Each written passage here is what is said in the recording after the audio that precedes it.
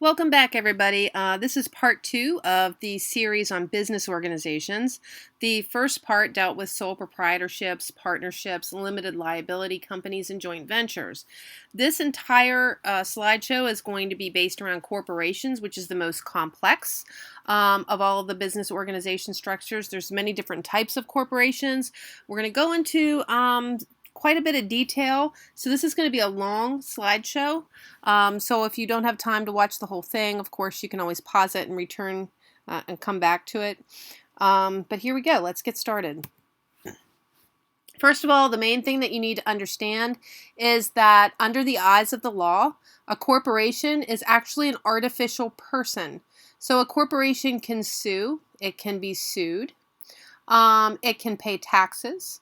It is just like a person. It has a lot of the same rights and privileges as a human being does, and that's how it is treated under the eyes of the law. So it's kind of really interesting that it's considered an artificial person. Now, corporations are classified by type. So let's go and see what those types are. But remember that corporations are actually treated as though they are people, individuals themselves. So here's some of the different types of corporations. Now you have public and private corporations. The difference between those two is that a public corporation is something that's actually been created by the government. And you think of like the Federal Home Mortgage Association, Sallie Mae. These are places that have been actually created by the government, but yet they're still corporations. So they operate on their own separately from the government, but they have been created and designed to administer government purposes. A private corporation is something like Walmart, Target, Exxon. These are created by private persons, and these are for private purposes. Most generally, private corporations have been set up and established as either profit corporations, like for-profit, but some of them are non-profit, which is our next category. Non-profit corporations, like their name says, they have not been designed and set up to earn a profit. They are supposed to break even at the end of the day, and they are generally designed for some sort of charitable purpose. It usually involves education, religion, or something to that effect. Now you see that long word that begins with an E in the definition. I'm not going to pretend to pronounce that, but it's if you see that, it's E-L-E-E-M-O-S-Y-N-A-R-Y. If you see that on the certification exam, know that they are referring to a nonprofit corporation. They may throw that in there as a question, like nonprofit corporations are also called, and then they have a list of weird names. Just try to remember that one so you can get that question right. That's an easy question to get right. Business corporations are those are organized to operate a business enterprise, and they are a profitable corporation. A publicly held corporation is different from a public corporation. A public corporation, remember, was established by government, but a publicly held corporation is one that's owned by a bunch of shareholders. So if you see that a corporation sells its stock on, in NASDAQ, or, you think about Wall Street, right? They're selling shares of stock. These are publicly held corporations, most of them, and the example here is General Motors, and these shares of stock are bought and sold on the open market. And we'll talk a little bit more about what stockholders, like what exactly is their purpose in the corporation, and how they are actually involved, and why people buy and sell stock to begin with. Okay, so the next type of corporation is something called a closely held corporation. So a publicly held corporation is one that is held by members of the public. Anybody can buy those shares of stock. A closely held corporation is one where you only have like one shareholder, or maybe a small group of closely connected shareholders, maybe like a family business. The shareholders are going to serve as directors and officers of the corporation, but it's very limited, and only those people that are directly involved in the business are going to be the shareholders. They're not opening it up to everybody. A professional corporation is specifically designed for people like lawyers, accountants, and doctors. Everybody there has to have what is called a professional status, and again, it's going to be your lawyers, your accountants, and your doctors. If they form a corporation together, it's generally referred to, you may see like PLLC, which is Professional or Partnership Limited Liability Corporation. It just depends on what state you're in, but a professional corporation is made up of these professionals. Now, domestic and foreign corporation, a lot of people see the word foreign and they automatically think, oh, another country. They must be talking about a French corporation or a Chinese corporation or a Canadian corporation. But actually in the corporate world and business law, when you're talking about domestic corporations and foreign corporations, I'm currently in the state of West Virginia. So those corporations that are formed and based in West Virginia, those are considered domestic corporations to me. But a Pennsylvania corporation, to me, is considered a foreign corporation. So when we're talking about domestic and foreign in the world of business law, in the context of United States business law, a foreign corporation is one that is in a state in which you are not in. Okay. Okay. So sometimes whenever, so Pennsylvania may be doing some things in West Virginia, but they are considered a foreign corporation to me. Some more types of corporations, and you can see that's why this is going to be a lengthy slideshow, because there are so many different types of corporations and so many different things. So on this slide, we've got a subsidiary corporation and parent corporations. Those two work together. Let's start out with a parent corporation. This is a large corporation which owns the majority of shares in another corporation.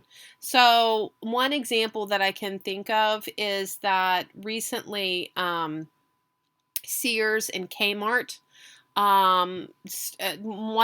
they bailed each other out in a sense. But whoever it is that owns the most stock in the other one becomes the parent. Okay, and the one that has the parent is called the subsidiary corporation. So a subsidiary corporation is one that's owned entirely or in substantial part by another corporation. Think about, like, for example, I know in the restaurant industry, like Darden Enterprises is a big corporation, and it owns these little corporations like Red Lobster, and Olive Garden. So Darden would be the parent corporation because it is over all of these other ones, and then these subsidiary corporations would be like your Red Lobster and your Olive Garden. So this is a very common way that corporations are all linked together, but one of them has to be like the head honcho. So that one is going to be the parent. I'm going to jump down to limited liability corporation because we covered that in part 1. But just remember that that's a hybrid type of a corporation, and it limits the liability of those. And it's usually a small little company. Small businesses often do this, and it's a lot like a partnership. So we've already covered that in another slideshow. So we're going to now look at Chapter S corporation. People see this, they have absolutely no idea what it means. It is designed to help out with taxes at the end of the year. So you as an individual pay taxes. Companies also have to pay taxes. And I'm sure you realize that companies are always trying to find ways to avoid taxes. And the government has designed all kinds of cool ways for them to avoid taxes. And they are artificial people, our corporations. So one of the things that they do at the end of the day, if they are a Chapter S corporation, what they do is all of their income at the end of the year that they haven't distributed out to, their stockholders or whatever, and we'll talk about that later in the slideshow. All of that undistributed taxable income goes to its shareholders, and those shareholders get to tax it as though it's part of their personal income taxes, which is generally at a lower rate than it would be if the corporation was charged assessed taxes on that profit. So it is a really it's a tax savings idea. So it avoids that corporate income tax on profits, and then corporate losses also can be claimed by the shareholder. So if I'm a shareholder in a big corporation that's a Chapter S corporation, I will count those profits that I'm entitled to, my share of those profits that I'm entitled to, as my personal income. So it's being charged as an individual income tax, which is at a lower rate than a corporate income tax. And then if the corporation has had any losses that year, my share of those losses, I can claim those as losses on my taxes. So I can claim that as a big deduction. So it could almost entirely negate my tax responsibility. So you can see why, if this works, this works for some corporations, but not all. But you can see why this might be an attractive election for corporations whenever they're establishing themselves. Do they want to be a chapter S or not? Sometimes it's not, it doesn't work for them. If sometimes it actually works to their disadvantage. But this could be something that is really advantageous to certain corporations. I also want to mention too, corporations being artificial persons, they were created by statute, corporations. They would not exist in our normal world unless we created them legally. So a corporation cannot exist without working within the confines of the law. So how do you form a corporation? So we just went through several slides of different types of corporations. So how is it that you go about? You want to start a corporation. You want to start a company. So what do you need to do? Well, as I just stated, incorporation is governed by state statute. Without those state statutes, you cannot have a corporation. So what you want to do, it's usually you and a couple of people or 100 people or however many as you want. You guys are called the incorporators, and you are going to draft what is called an Articles of Incorporation. This is the document that is going to be the map, the guidepost for your business. The Articles of Incorporation, there's generally a fee. You file it with your Secretary of State, who then will issue you a certificate of incorporation if your articles of incorporation meet all of the statutory requirements. I know it sounds like a lot of legal mumbo jumbo, but basically you guys write up a document. If you comply with all of the state requirements, they will then issue what is called a certificate of incorporation, and voila, you have formed your corporation. Now, something that you want to include are things called bylaws. Bylaws are not laws written by the state government. They are laws that are written by you as an incorporator. And those are added to supplement what are the Articles of Incorporation. And these are the laws that your corporation will follow. These are your rules, regulations, and policies. You must follow these bylaws. So be careful when you are writing them and incorporating them into your articles, because this is sometimes, lawsuits are formed because a corporation didn't follow their own bylaws. So again, very important. Often if you're forming a big corporation, you do want an attorney to help draft these. Okay, so what if you don't follow all of the statutory guidelines set up by your state? Your Articles of Incorporation didn't meet the guidelines, or maybe you just never filed the Articles of Incorporation. Well, because big business has lots of lobbyists, and they try to get the lobbyists to get the legislators in all of the different states in our country to write laws that are favorable to corporations. They found ways around complying with the statutes. Okay, so we'll start out with, what is the term for a corporation that does follow all the rules? And that's the first one on this list. It's called a de jure corporation. That is a corporation which has complied with all of the statutory requirements. You hope that you are a de jure corporation, but if you are not, the state legislatures have created rules and laws that will give you an out. Okay, so a de facto corporation is a corporation that they've failed completely to comply with the statutory requirements. Okay, either they failed in part or in whole. They just didn't file an Articles of Incorporation. Maybe they didn't have annual meetings. Maybe they haven't reported anything. Nothing. They haven't complied with any of the statutory requirements. But if they tried to comply, okay, they made a good faith effort to comply. Well, we thought we filed it, but it got lost in the mail. Okay. If they failed for a technical reason only, but they've conducted themselves as a corporation, everything they did, they acted like a corporation whenever they dealt with consumers, when they did their advertising and everything. If all of those elements are present, the courts will create what is called a legal fiction, which is your de facto corporation.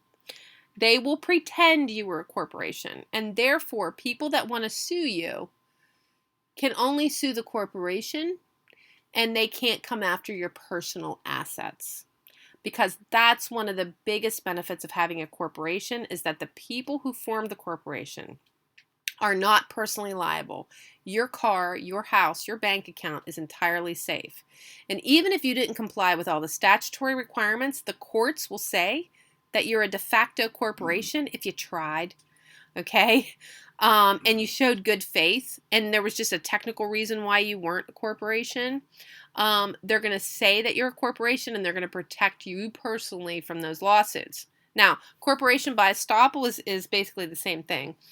It's where the defect was not caused by a willful failure, like you didn't intentionally not file things to comply with those statutes. Third parties, meaning people who would like to sue you, are estopped, and that just basically means prevented from holding the owners personally liable. It's just another way to say it. So you've got de facto corporation, you have a corporation by estoppel. And then there's something where, okay, you've done everything that you were supposed to do. You filed, you met all of your statutory requirements. You were a de jure corporation, okay? But one of the people in your corporation was not acting like it was a corporation. They were commingling their personal stuff with business stuff. You guys, it's a big no-no. So if somebody wants to sue the corporation, and the corporation only has, maybe I sued you for $1 million, but the corporation only had 500,000. Well, I still want another 500,000. So I want to come after you personally. But I can't do that because the statutes, everything says, no, you can't do that. I only get the 500,000. I guess I'm stuck. Okay. Well, I can try to do what's called pierce the corporate veil. Imagine the corporation has put this big veil around you. And jokingly, when I teach class in person, I'm always saying it's like the shower curtain in Psycho, the movie. You know, she's behind the shower curtain, and then Crazy comes in and he slashes it with a knife. He pierces that shower curtain. He slices that shower curtain open because hiding on the other side is all of your personal stuff, your house, your car, your bank account. You do not want him to get through that shower curtain to your personal stuff because you're going to be out your 500,000, right? So you want to prevent them from piercing the corporate veil. But if one of your shareholders acts like they are a partner or a sole proprietor or something like that instead of somebody who's a shareholder in a corporation, their personal assets might be able to be attached and garnished by somebody who's suing them. So very, you know, it's one of those things. It doesn't happen all the time, but it is potentially possible. It's very important to keep all of your personal stuff separate from corporate so they don't think that you were intermingling and acting like a sole proprietor or a partner. Okay, well, how do you get the money to set up a corporation? Okay, so we've talked about the different types of corporations. We've talked about, you know, meeting the statutory requirements. Now, how do you get the money to set up your corporation? You know, where does it come from? So most funds of corporations that are currently in existence, I mean, think of the big ones like Walmart and Target, they make money and then they reinvest that money back into their business, okay? And they continue to grow it. So that's usually what you do once your business is established. But whenever you're starting your business, when you're raising funds to start your business, you're going to get those funds in the form of cash, property, or sometimes people will offer their services so that they can get a little piece of the pie, right? Well, these things are called securities. So that's a big word. A lot of people have heard it, but they don't know what a security is.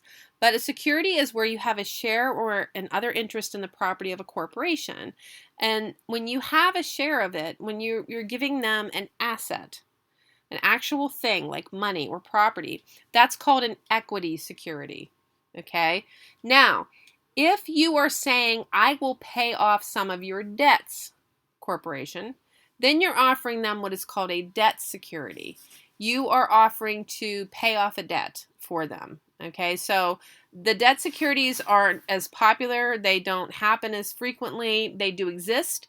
We will get to those second because mostly what you deal with are called equity securities. And the terminology that we use to refer to the financial structure of a corporation is the capital structure. That's what they say. It's the capital structure, which is a combination of those debt and equity securities. Okay, looking at equity securities. So equity securities are generally considered shares of stock, and they are little pieces, little units, into which the corporation is divided. And people who have these shares of stock, they share in that proportion of the business. So, if there's only 3 shareholders and we each own an equal amount of stock, then each of us would own 1/3 of the business. Okay, so that's pretty simple to understand, but sometimes you have thousands of people who own shares of stock. Like, for example, Walmart. I mean, Walmart, their employees can all purchase stock and own stock in Walmart. So think about that. How many thousands of people own a little piece of Walmart, okay, as a publicly held corporation? All right, so preferred shares are shares of stock. These are where the shareholders have a preference over other classes of stockholders. So when you own stock, you make money on that stock because the company, as they earn profits, pay you a little bit, whatever your share is, okay? It might be $1. It might be $100,000, but it's called a dividend.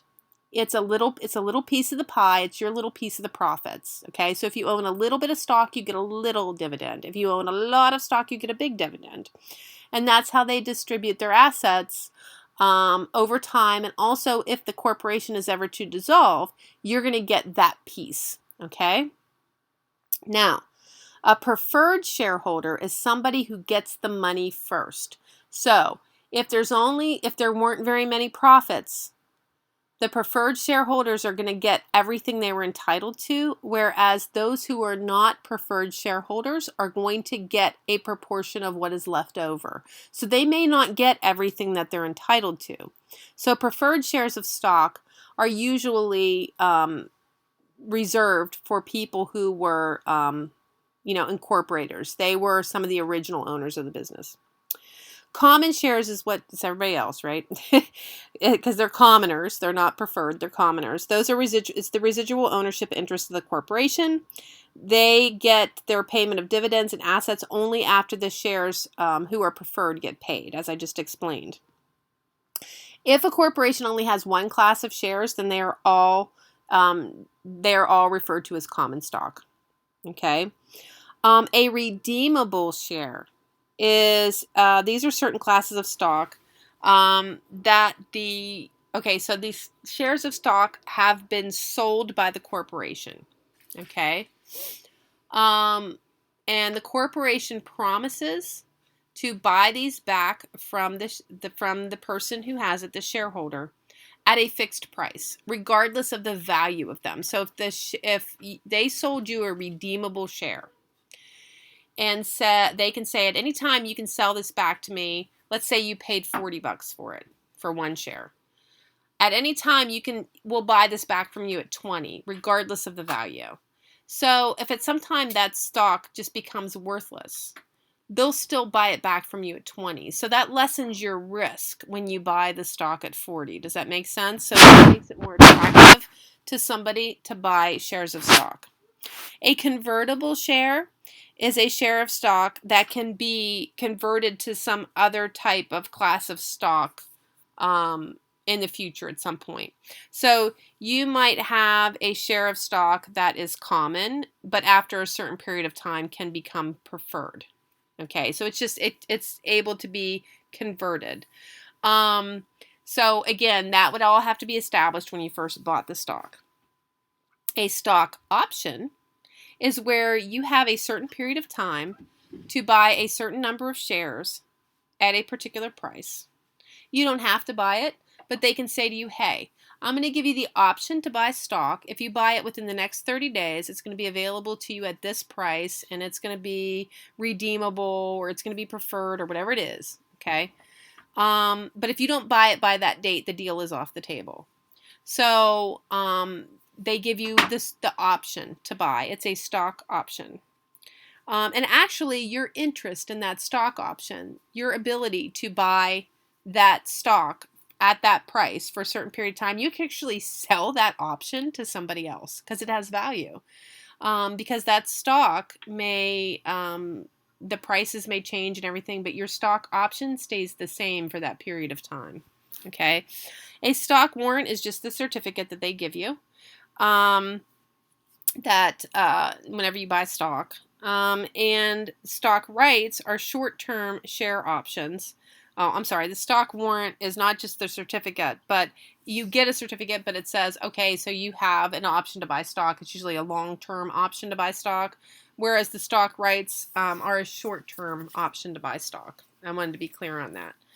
Now, preemptive rights.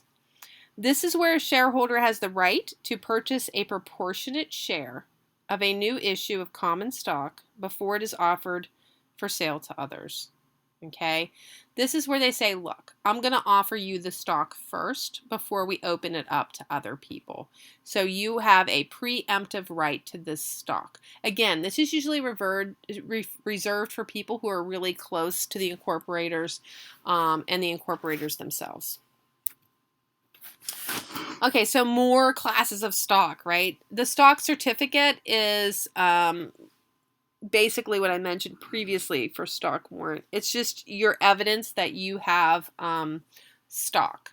It is not the stock itself, but it is evidence that you have stock. It's just something that you can hold. I would keep it in a safe deposit box or something. It's like money or a check. Outstanding shares. These are shares that are issued to shareholders and they remain outstanding until they are reacquired. So any stock, like for example, that I have offered to redeem and buy back at a certain price, while they are out there and I have not yet reacquired them, they are considered outstanding. Okay. Treasury stock is what I call stock that I have purchased back, that I have redeemed. I have reacquired this stock. So it's called my treasure, my treasury stock. Okay. Par value, when you first establish your corporation and in your articles of incorporation, they generally will state a dollar amount that each share is worth. Okay. That is called your par value. A stock subscription. This is an offer by a shareholder to purchase a specified number of previously unissued shares of the corporation. Okay, this is somebody doesn't really own stock. They want to be a shareholder and they approach the company or corporation and they say, I would like to buy this many shares of stock of your corporation. I know you haven't issued that yet, but I want to buy this. I want to buy into your corporation, and that is called a stock subscription. Watered stock, think of something that's watered down. Okay, usually it's diluted, right? So watered stock is stock that is issued for less than the full value established by the board of directors. This is, and you really shouldn't do this, but this is, say, for example, look, I know my stock's going at $40 a share, but I'll let you buy it for $30. So you can turn around and sell it for $40. So instantly you already are making a profit. That's called water stock, and it is really looked down upon. Okay, so that was all the different types of equity securities. Those are things that those are assets. Those are things that you can hold on to. When you buy stock, you're essentially giving money to the corporation. And they're giving you a piece of paper that says you have a share of the company. And they're going to use that money that you use to purchase the stock to keep their company going. Okay? But in exchange, they have to give you a proportion of the profits. Okay, does that make sense? Now, a debt security is different. A debt security, they still give you a certificate, right? Okay, but what you're doing is that you are saying, I'm going to loan you money, corporation. I am not going to invest money and give you money in exchange for profits, a portion of your profits, and hopefully we'll make money over time. I'm actually going to loan you like $10,000, okay? I'm going to give you money. I'm going to loan you money, but I want the money back, okay? So the holder of a debt security is actually a creditor of the corporation, And as a creditor, they have a claim on the corporate assets. Okay, so if for some reason something happens to the corporation and they have to dissolve, the people that have debt securities get paid first, and then the people that have equity securities get paid second. So this is actually these are preferred people. So sometimes there's two different types. Okay, so you have a bond, which is where it's an obligation secured by a lien or a mortgage. So, for example, just like on your house, okay, if you take a loan out from the bank to buy your house, okay, if you were a corporation, we would call that a debt security, and we would call it a bond, because if you don't pay on it, what happens? They come take your house. Well, they issue bonds to corporations. So Walmart has a store, right? And if they don't pay on their bond, on their debt security, they can come and take the store. Okay, so the holder of a bond is a secured creditor of a corporation. Okay, that's just the terminology that's used. It's not something scary. A debenture is where it's not secured. It's like your credit cards. If you don't pay your credit card, they'll sue you, but they can't take your house, your car. They can't take the stuff you bought with your credit card. They just can't do that. That's called an unsecured debt. So when a corporation has an unsecured debt or loan to somebody, that's called a debenture. So a holder of a corporate debenture is an unsecured creditor of the corporation. Now there's another thing that I mentioned previously in the slide. Sometimes people will offer to pay off the loans of a corporation, and that's also another type of a debt security. So that is something else that they can do. They can say, we will pay off this particular loan for you. We will assume this debt for you. Okay, so that is something else they can do. It doesn't have a special name, but it is another way that they can actually secure a share of the business. So a dividend, we've been talking about dividends, right? Dividends is where they distribute the corporate money or property to the shareholders, and it comes from either current or past earnings, and they typically take the form of cash. They can also give shareholders property, or sometimes they can just give them more stock. Now, what do you do with all that money? You earn all that money. Corporate taxation. Nobody likes to talk about taxation. I don't like talking about taxation. You don't like hearing about taxation, but let's talk about it. All right, so like individuals, remember, corporations are artificial people that were created by statutes, okay? They are taxed just like everybody else, but their tax rates are generally at a higher rate than you would for a private individual income tax. So all the federal, the state, and local governments, they tax corporations on their income each year. There's a couple of things involved, some definitions and terms that you need to know when you're talking about corporate taxation. The first one is called double taxation, and this really makes corporations upset. This is where the corporate profits, as they come in, so let's say your business made $100,000 and it got taxed at the corporate rate, okay? Then after you paid your taxes, let's say you've got $50,000 left, okay? I'm just making round numbers because it's easy for my math. You've got $50,000 left, and then you have to distribute that among your shareholders, okay? So your shareholders then get their portion. Maybe you have 5 shareholders, so they each get $10,000, and they get that as dividends. But then those shareholders are taxed again on their dividends at their individual income tax rate. So that money was taxed the first time as a corporate income tax. Then when it was passed on to the shareholders, they got taxed again as individual shareholders at their individual tax rate. Okay, that's called double taxation. Okay, it's that same money, but it was taxed twice. Now, the Chapter S election, remember we talked about that earlier as the different types of corporations. This is where the money comes into the corporation, but it immediately passes through to the shareholders. It does not get taxed at the corporate income tax rate. It immediately goes to the shareholders, who then they claim it as individual income.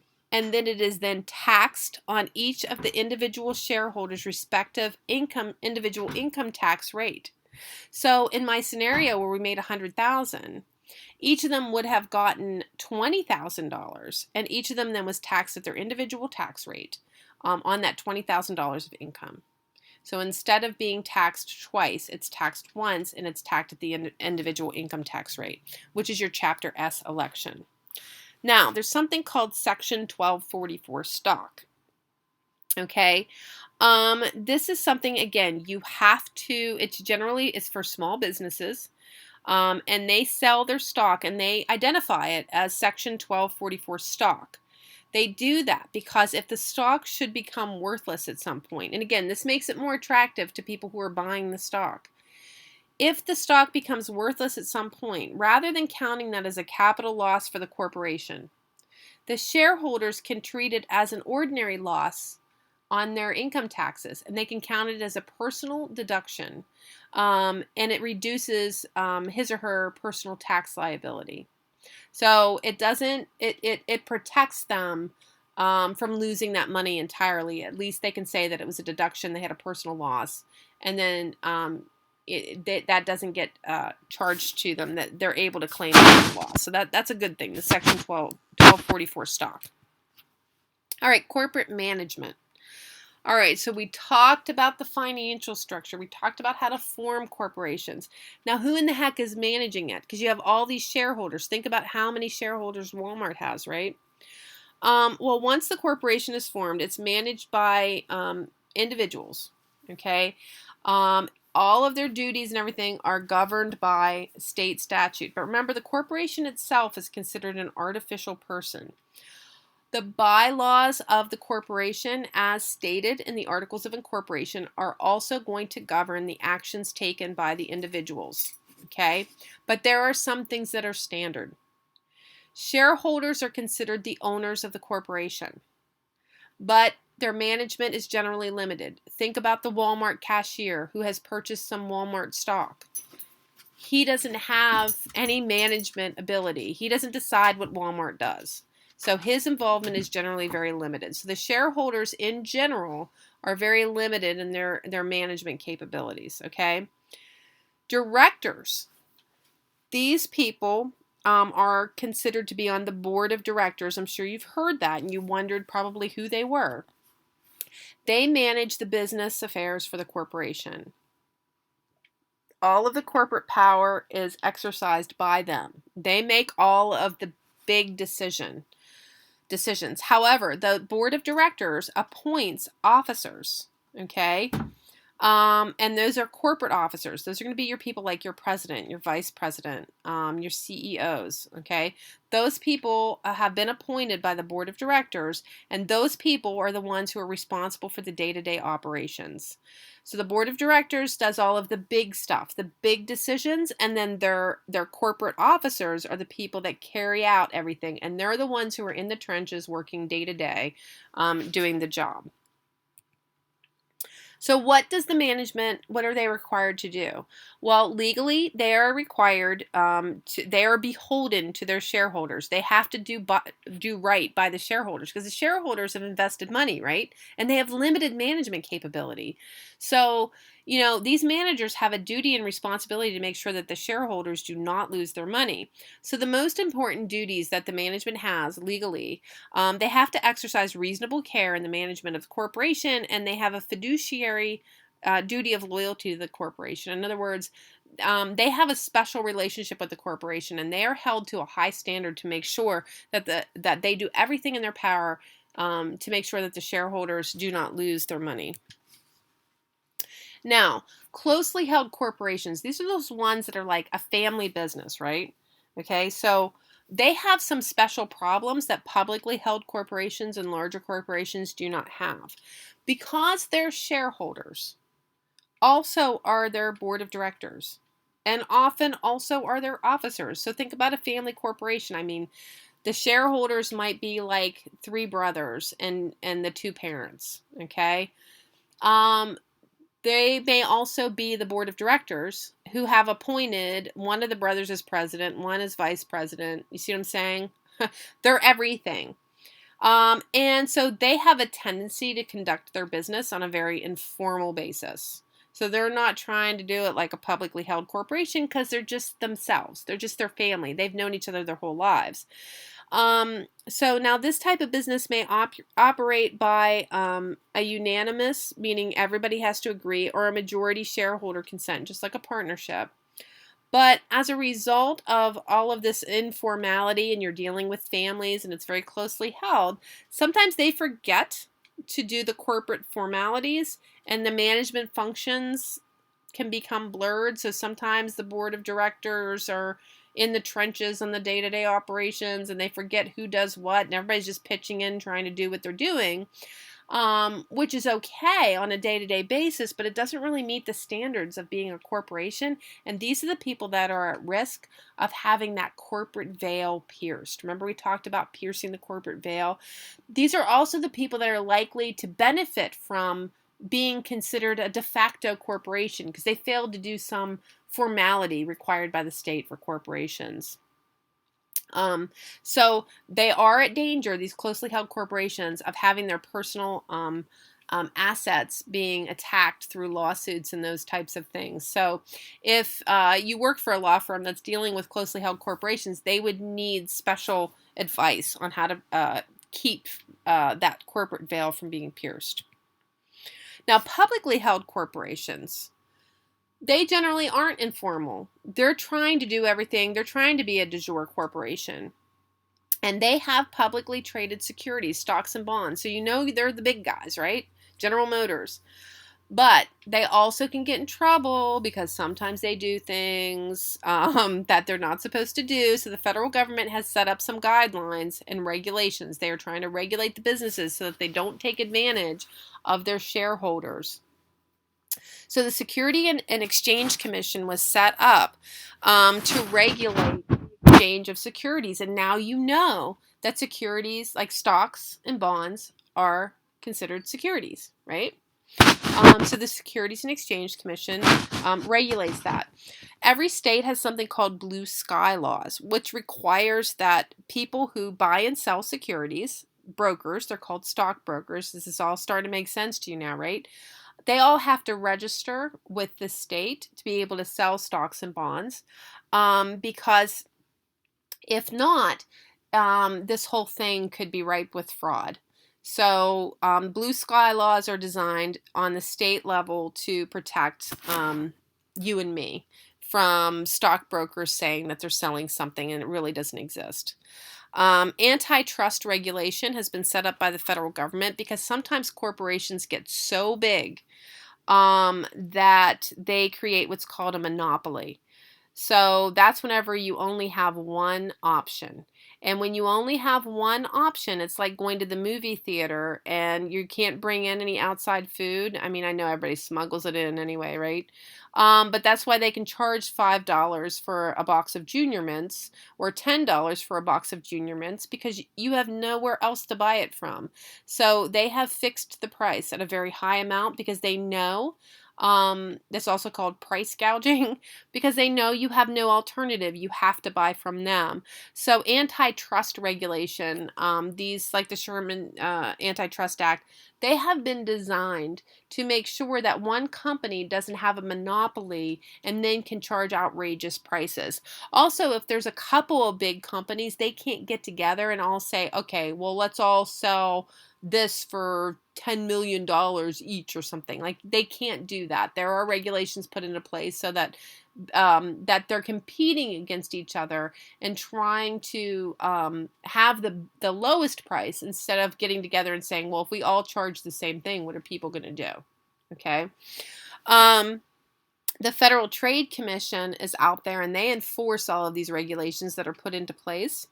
The Environmental Protection Act is designed to make sure that big companies don't emit toxic waste and all kinds of nonsense. The Equal Employment Opportunity Commission is there to make sure that businesses are using good employment practices and not discriminatory. And OSHA is there to control safety in the workplace. So these big publicly held corporations, they have to comply with all of these big laws, as do small companies as well, but this generally are problems of those big publicly held corporations. Okay, dissolution. Now, what do you do whenever you're ready to say goodbye to this corporation? You don't want it anymore. Well, a corporation's existence is considered perpetual. I mean, this artificial person never dies. This fake person that is the corporation never dies. But you can limit it in the Articles of Incorporation, or sometimes voluntarily, the board of directors can say, you know what? We're going to get with the shareholders, and if they approve, we are going to dissolve this business. At which point, all of the assets, everything that they have, is then liquidated or sold, turned into cash. All of the creditors, those people that had bonds, those are all paid. If they have a bond or a debenture, remember, those are people, they get paid first. Anything that's left over gets distributed among the stockholders, the shareholders, and according to how much they had, and then it's over. It's dissolved. Sometimes they're sued. Sometimes they've created a monopoly. Sometimes they have violated a law. And in that case, they will be involuntarily dissolved. And that's usually by a judge's orders. And sometimes the Attorney General of the United States, or sometimes the Attorney General of the state says, you can no longer be a business. Sometimes they've committed fraud. They've committed business torts. I mean, some businesses that sell like herbal supplements or something like that, and they said that they did something that they can't possibly do, the government may shut them down. It also might be bankruptcy. Maybe they just were not a successful business and they had to file for bankruptcy, and in that case they had to dissolve because they just had to sell everything. So that's all I have. I know that was a long one, but I hope you learned a lot. If you have any questions, as always, please contact me, contact your instructor, and I wish you a good day.